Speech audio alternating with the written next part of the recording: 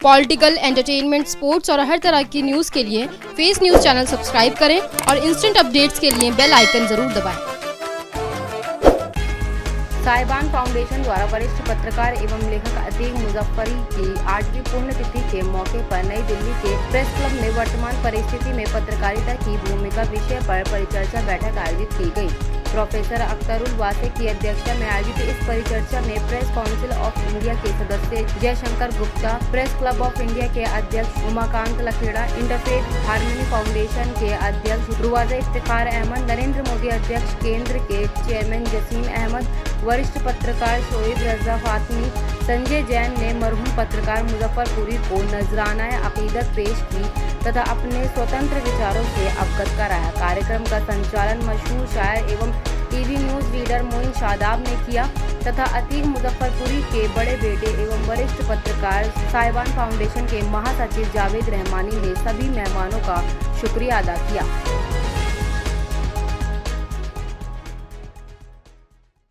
Sir, आपने जो अपने वालिद साहब की याद में जो ये प्रोग्राम रखा है, इसके बारे में आप क्या कहना चाहेंगे? देखिए, ये प्रोग्राम हमारे वालिद मरहूम अतीक मुजफ्फरपुरी साहब के 8वें पुण्यतिथि के मौके पे था और इस तरह के प्रोग्राम हर साल मैं उनकी पत्रकारिता पे जो उनकी जीवनी थी, आपने देखा यहाँ पूरा हॉल भरा हुआ था और उनके साथ कितने लोग जो हैं काम करने वाले लोग थे जो उनकी खूबियों को जानते थे। सबने यहाँ विस्तार से न सिर्फ उसका जिक्र किया बल्कि देखिए मरने के बाद अगर कोई किसी के लिए आता है यकीनन उनकी खिदमत होती है जब भी कोई आता है। यहाँ तो लोग जिंदों को मिलना पसंद नहीं करते, तो आज एक बड़ा मैसेज ये है कि पत्रकारिता अगर आप ईमानदारी से करें तो आज भी लोग कदर करने के लिए तैयार हैं। मेरा नाम है डॉक्टर मुख्तार आलम, मैं अभी असिस्टेंट प्रोफेसर हूँ मेरठ यूनिवर्सिटी में और मैं मरहूम अतीक साहब का सबसे छोटा बेटा हूँ। तो मेरा रिश्ता सबसे उनकी तरह है, बस थोड़ा एक्स्ट्रा है कि मैं उनका बेटा हूँ। तो आज उनकी 8वीं बरसी पे हमने एक मुज़ाकरा किया था कि मौजूदा हालात में सहाफ़त, तो मैंने भी उस पर अपना इज़हार ख़याल किया और बहुत ही इज़्ज़त-माब चीफ़ गेस्ट आए थे, उन्होंने भी वालिद साहब के बारे में बताया और काफ़ी बातें हुई, मौजूदा हालात पे बात हुई, जर्नलिज्म पे बात हुई। तो मैंने जैसे कि कहा है, मैं अभी भी ये कहूँगा कि वालिद साहब का जो फोकस था वो था कि आप बच्चों की पढ़ाई लिखाई पे, तालीम पे फोकस करें, क्योंकि एक सबसे आसान चीज़ है जो आपको मेन स्ट्रीम में ला सकती है, वो है तालीम। और किताबें महंगी नहीं हैं, किताबें तो अब तो स्कूल से फ्री मिलती हैं, बल्कि उसके साथ 1500 रुपये गवर्नमेंट भी देती है। तो वालिद साहब कहते हैं कि भाई बैंक लूटने से बेहतर है, चोरी चकारी करने से बेहतर है, भाई हम ये सारी चीज़ें क्राइम क्यों करते हैं? अपने आप को मिनिस्ट्री में लाने के लिए, किसी दूसरे की बराबरी करने के लिए, पैसा लाने के लिए। तो सबसे आसान है और सही भी है दीन के हिसाब से, दुनिया के हिसाब से, वो है आप पढ़िए, किताब पढ़िए और अपनी क्वालिफ़िकेशन को इम्प्रूव करिए, ऐड करिए।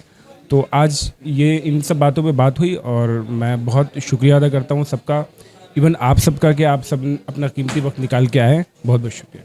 नहीं, ऐसा है कि देखिए हमें अपने जो बुद्धिजीवी हैं, पत्रकार हैं, उनको हमेशा याद करते रहना चाहिए और उनका जो कंट्रीब्यूशन रहा है, योगदान रहा है हमारे समाज को बनाने में, उसको ऊपर उठाने में, उसके लिए एक गरिमा और गौरव का सामान फराहम करने में, उसका हमेशा एतराफ़ करना चाहिए, उसको हमेशा स्वीकारना चाहिए। और आज का प्रोग्राम जो था उसी सिलसिले की एक कड़ी थी जिसमें हमने अतीक मुजफ्फरपुरी के हवाले से जो इस वक्त क्या में भारत में पत्रकारिता के आयाम हैं और जो दशा और दिशा है उसके बारे में बात की। नहीं तो मैंने कोई गलत बात थोड़ी कही। नहीं, क्यों नहीं बात कर, सवाल ने डिफ़ाइन करने में क्या ज़रूरत है।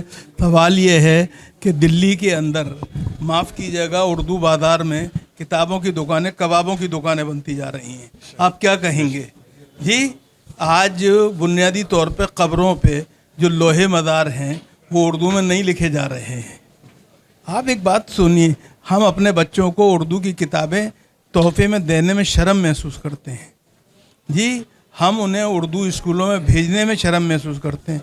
और इससे ज़्यादा क्या सबूत होगा? कौन किसको मानते हैं इसका जिम्मेदार? मैं खुद जिम्मेदार हूँ, पेरेंट्स जिम्मेदार हैं, इसको नहीं भूलना चाहिए। मेरी जो तालीम शुरू हुई थी, मुझे स्कूल में दाखिल कराने से पहले मौलवी इस्माइल की 5 किताबें घर पे पढ़ाई गई थी, उसके बाद स्कूल में दाखिल किया गया था। आज बुनियादी तौर पे हमें ये चाहिए कि हम उर्दू मीडियम स्कूल में, मैं अंग्रेज़ी मीडियम स्कूल में पढ़ाने की बात नहीं कर रहा हूँ आपसे, मना नहीं कर रहा हूँ आपको, मैं ये भी नहीं कह रहा हूँ कि आप उर्दू मीडियम स्कूल में पढ़ाइए, लेकिन उर्दू को तीसरी ज़बान के तौर पे पढ़ाने का तो आपको एक तरह से क्या में मौका मिलना चाहिए और आपको उसके लिए प्रयास करना चाहिए, कोशिश करनी चाहिए। इसका हल क्या है, क्या रास्ते हैं? इसका हल यही है कि तीसरी ज़बान के तौर पे उर्दू ज़बान हर जगह पढ़ाई जाए और पढ़वाई जाए और माँ बाप जो हैं खुद आगे आए। ये नहीं है, और इसमें मुसलमानों की बात नहीं है, मैं सबकी बात कर रहा हूँ, क्योंकि ज़बानों का कोई मज़हब नहीं होता है, हर मज़हब को ज़बानों की ज़रूरत होती है। देखिए, इस तरह के प्रोग्राम होने चाहिए, और वो इसलिए होने चाहिए कि अतीक मुजफ्फरपुरी साहब का ताल्लुक़ पत्रकारों की जिस नस्ल से था, जिस पीढ़ी से था, उस तरह के लोग अब हमारे बीच नहीं रहे हैं। जिस तरह मैंने प्रोग्राम में भी कहा था कि अतीक मुजफ्फरपुरी साहब को जब हम देखते हैं, उनकी चीज़ें पढ़ते हैं, उनके पत्रकारिता के बारे में सुनते हैं, तो हमें ये अंदाज़ा होता है कि एक पत्रकार को कैसा होना चाहिए, कि किस तरह से वो निष्पक्ष होकर, इंसाफ के साथ, ईमानदारी के साथ और जज्बात से दूर रहकर, भावनाओं में बहे बगैर किस तरह कोई पत्रकार अपनी जिम्मेदारी या दायित्व का निर्वाह करता है, वो हमें अतीक मुजफ्फरपुरी साहब के यहाँ देखने को मिलता था। आप उनकी फैमिली को क्या मैसेज देना चाहेंगे? देखिए, बहुत अच्छा किया उन्होंने कि उनको याद रखा। ऐसा कहाँ होता है कि किसी को याद रखा जाए। किसी का शेर है कि रखता है बादे मर्ग यहाँ कौन किसको याद, कुछ बात थी जो तुमको भुलाया ना जा सका। तो कुछ ऐसी खूबी होगी उनके अंदर के जिसको भुलाया नहीं जा सकता है।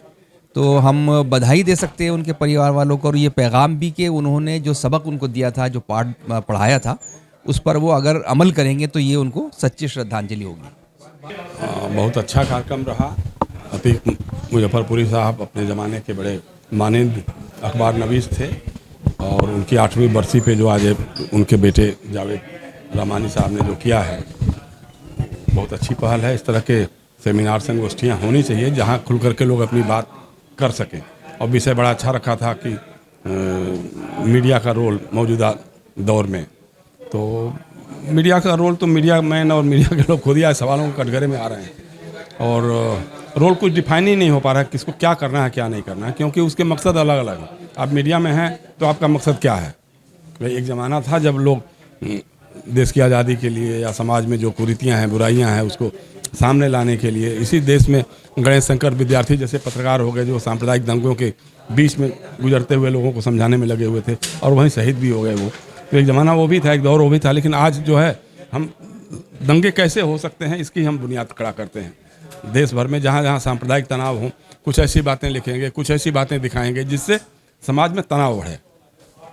तो एक तो मीडिया का रोल ये भी है। इसको लेकर के जो आलोचनाएं हो रही हैं, तो इसके बारे में हमारे मीडिया को कहीं ना कहीं एक बार सोचना पड़ेगा, सेल्फ इंट्रोस्पेक्शन करना पड़ेगा कि हम कहीं अपने मकसद से भटक तो नहीं रहे हैं। लेकिन ये हो रहा है। आज का पूरा जो जिस तरह से टीवी चैनल्स हैं या जिस तरह से सब न्यूज़पेपर्स हैं, उनका मकसद कमाई बढ़ाना, विज्ञापनों की कमाई हो, अदर जो हमारे बिजनेस हैं वो कैसे इजाफा हो या उसका प्रोटेक्शन कैसे हो, उसके लिए मीडिया को हम ढाल बना सकते हैं। तो ये सारे अगर मकसद रहेंगे, जाहिर सी बात है कि जो सरकार विज्ञापन देगी वो सरकार आपसे अपनी करवाएगी, अपनी बुलवाएगी, अपनी छपवाएगी। तो उससे कैसे निजात मिले? एक तो आज की तारीख में लोग अखबार पढ़ना बंद कर रहे हैं, अखबार घरों में अखबार आना बहुत कम हो गया है, अखबारों को नया नया स्कीम लेके आना पड़ रहा है। टीवी चैनल भी अब देखना लोगों ने लगभग बंद कर दिया है। अब लोग मोबाइल से ही देख करके काम चला लेते हैं। लेकिन सोशल मीडिया है, सोशल मीडिया की भी अपनी लिमिटेशंस हैं। अब हम अपना चेहरा देखते हैं, अपनी बात देखते हैं तो बड़ा अच्छा लगता है कि साहब देखिए हमारी बात पहुंच रही है। हमारी बात कहीं नहीं पहुंच रही है। फेसबुक जो है वो हमको इतना रिस्ट्रिक्ट कर देगा कि हमारी पहुंच बहुत ही लिमिटेड हो जाएगी। ट्विटर हमारी रीच को इतना घटा देगा कि उसका कोई मतलब नहीं है। अगर हम सरकार के खिलाफ बोलेंगे और अगर हम सरकार के पक्ष में बोलते हैं, अगर हम IT सेल के जो ट्वीट है या उसका जो ये है क्या बोलते हैं उसको ड्राफ्ट है, उसको अगर आगे बढ़ाते हैं तो फिर ठीक है, तो होगी पहुंच। तो वो भी एक एवेन्यूज घट रहा है। ये जो कहा जाता है कि सोशल मीडिया का मिल गया है, तो ऐसा भी नहीं है। उनके अपने मकसद हैं, अपने हिसाब से वो लोग भी काम कर रहे हैं। ऐसे समय में किया क्या जाए? तो यही है कि जो सच है तन्हा रूप में भी अगर हम सच के साथ खड़े हो सकते हैं, गलत के खिलाफ अगर हम खड़े हो सकते हैं और लोगों से सवाल कर सकते हैं कि भाई ये हो रहा है तो क्यों हो रहा है, और ऐसा ही क्यों हो रहा है, ये क्यों नहीं हो रहा है। अगर लोग सवाल करेंगे, पूछना शुरू करेंगे, उससे जो सच सामने आएगा उसको अगर लोगों तक हम पहुंचा सकेंगे तो सबसे बड़ा रोल मीडिया का यही हो सकता है। ये जो कोशिशें हो रही थी इसका काउंटर अगर हम कर सकेंगे, अपने लेवल पे भी अगर कर सकेंगे, जरूरी नहीं कि कोई बड़ा मीडिया हमारे साथ में हो, लेकिन आप खुद भी तो करो। लोगों के घरों में कैसे कैसे बदलाव हो गया है ये कोई सोच नहीं पा रहा है। नफरत कितनी फैल चुकी है आप कल्पना नहीं कर सकते। जो हमारे दोस्त मित्र बात करते करते सब अच्छी बातें करते थे, बहस करते थे, आज वो कहते हैं ना हमने वो देखा है ना, हमने पढ़ा है, गूगल पे आया है। अब गूगल पे क्या आया है? गूगल पे तो बहुत सारी साइट्स चलती रहती हैं, कोई आरएसएस की साइट चल रही है, कोई कांग्रेस की साइट चल रही है, कहीं किसी और की साइट। हाँ, तो वो आपने उसको पढ़ करके आप कोट करना शुरू कर देगा, तो उसमें उसका सच कौन सामने लाएगा? उसमें अगर हम भूमिका निभा पाएंगे तो ये मीडिया का सबसे बड़ा रोल होगा। शुक्रिया। अतीक मुजफ्फरपुरी साहब, तो मैं भी मुजफ्फरपुर से हूँ। अतीक, उनके बारे में कुछ कहना तो मेरे बस की बात नहीं। वो अपने आप में एक इंस्टीट्यूट थे, एक सहाफ़ी नहीं थे, एक सोशल भी थे, एक बहुत अच्छे इंसान थे वो। और ये बहुत कामयाब प्रोग्राम किया उनके बच्चों ने, उनको हम याद करते हैं, उनको ख़ाज अक़ीदत देते हैं। ये बहुत बड़ी बात है, इतने शॉर्ट नोटिस में आप सब लोगों की वजह से। यस, तमाम मीडिया इसमें सपोर्ट कर रही है और ये है, और एक हम लोगों के लिए माशाल्लाह राह है। जो बक़िया काम है उनके बच्चे करें, हम सब भी देखें और उससे कुछ हासिल करें। उनकी फैमिली को आप क्या मैसेज देना चाहेंगे? उनके बच्चों की जो उनकी मंशा थी, जो उनकी ख्वाहिशात थे, उनके बच्चे उसको करें, वही उनको ख़राज अक़ीदत जाएगी। और जिस तरह बच्चों को उन्होंने तालीम के बारे में बताया, उर्दू मीडियम से शुरू करके बच्चे यहाँ तक पहुँचे, डॉक्टर्स बने, बहुएँ उनकी डॉक्टर आई हैं, तो ये बहुत बड़ी बात है, अपने आप में बहुत बड़ा अचीवमेंट है।